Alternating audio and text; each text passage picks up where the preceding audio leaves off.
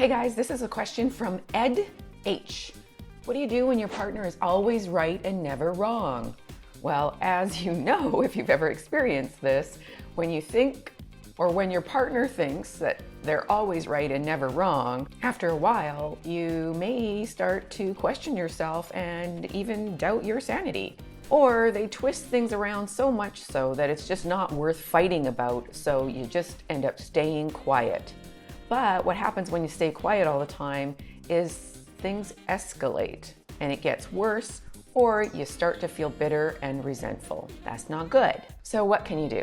Well, there are generally 3 reasons why your partner thinks they're always right and never wrong. If you're new to my channel, my name is Anna Jorgensen. Welcome to Just the Tip Tuesday. So the bottom line is, if your partner is always right and never wrong, they are either a narcissist or terribly insecure or, drumroll, not right for you. Yeah, exactly. So let's start with narcissist. If your partner is a narcissist, true blue narcissist, there's nothing you can do. That's not a personality disorder that can be changed. Now, that's not to say that their behavior can't be modified, but it's never going to come from a sincere place. Narcissists are motivated by selfishness. So it's whatever is in it for them. So if you can convince them that there's something in it for them to change their behavior, then they might change their behavior. Otherwise, you are SOL. Now, what about if they are really insecure? This is quite common, and you may even experience this sometimes when you don't want to be wrong, even though you might think about something and go, oh, okay, well, maybe I'm not quite right. But I can't admit that. So it's the same thing if your partner has really sensitive insecurities. If someone is insecure and not narcissistic, then they're motivated by what makes them feel safe, physically and emotionally. And more precisely, avoiding what makes them feel unsafe. So if she's not a narcissist and she is really insecure, what probably happened is something in her childhood, whatever trauma formed either in childhood or later on, it's what made her cling to her rightness. It's what makes a person cling to their rightness, because being wrong is not safe. It shines a light on the feelings of worthlessness and shame they have inside. So being wrong amplifies their feelings of worthlessness and triggers fear of rejection, abandonment, and judgment. And the reality is, even though we'd love to be able to filter through all the emotionally damaged people in the world, there's a lot of emotionally damaged people in the world to some degree, including ourselves. Like, we all have some issues. And remember, we do tend to be attracted to what's familiar. So if you were attracted to someone who was a little bit emotionally damaged, then there's probably something in you that needs some attention or love or reconciliation. Now remember, key point. If you are in a romantic or intimate relationship, even friendships, conflict is inevitable. As I've mentioned in other videos, if you're in a romantic long-term relationship, about 69% of your arguments are never resolved. And part of that is because of reason number 3, which we're going to get to in just 1 minute. But just before we go there, just remember that if most arguments or disagreements or conflicts are never resolved, then you need to also check in with yourself and see what things are about your ego or about your pride. Is it really important to be right in this instance, or can you let it go? Now, you don't want to always let things go, because then you're going to end up putting your in her purse. And that's not going to make a happy relationship either.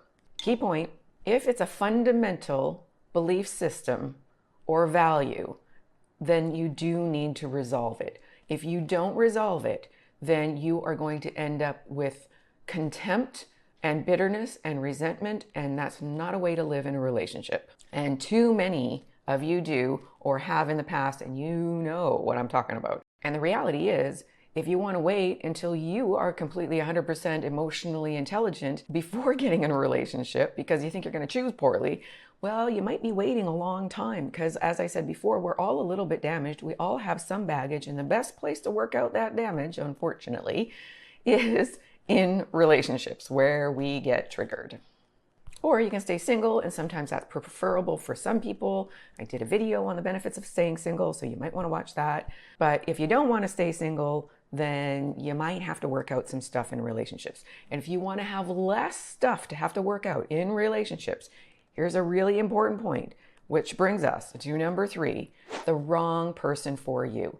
So often people get together because of physical attraction and or chemistry, but they're not actually really compatible in terms of values, beliefs, and long-term goals. And they try to force something to work that just is not supposed to. So before you get into a relationship or get too involved with someone, you definitely want to know what your deal makers and deal breakers are. Because if you don't know what those are, then you're not going to know if the person you're attracted to has those qualities or doesn't have the qualities you definitely don't want in a person, in a partner. And as many of you know, once you're already committed to a person or you've invested in a person, it's very difficult to change course once you're already in it. It's like throwing good money after bad into an investment. You think you've got to just keep going, even though you're in a losing battle. It's just never going to be good if it doesn't have a solid foundation. Never choose a fixer-upper.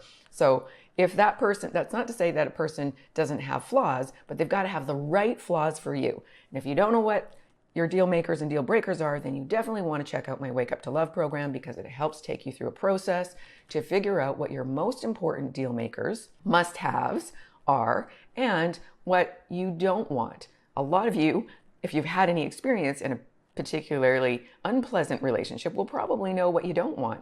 But then you might be not also paying attention to what you absolutely must have. And as many people who have taken my program know, the things you think you want and the things you actually want aren't always the same thing. So then you end up going for the wrong person for what you think are the right reasons, but they're actually not the right reasons for you. So I'll put a link. You could definitely check that out, and it's worthwhile.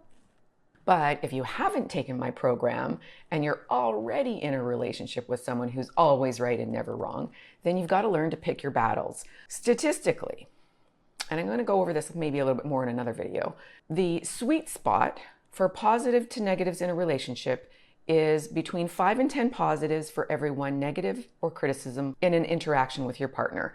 If you have fewer than 5 positive interactions for every negative, then your relationship is not going to survive, because the other person is going to start to feel resentful or unappreciated or unsatisfied in the relationship. It's just not going to be fulfilling. However, if you have more than 10 positives for every 1 negative interaction or criticism, then that also may lead to disaster, because there's not enough challenge or conflict. And oftentimes in those instances is when a man, well, could be a woman too, but in this case, we're talking about y'all fellas. So you'll relate to this if you've been in a long-term relationship and you've kind of thrown in the towel and are just like, happy wife, happy life. No. If you always throw in the towel, if you always put your balls in her purse, then she's going to lose respect for you, and no respect equals no attraction. And what does she do?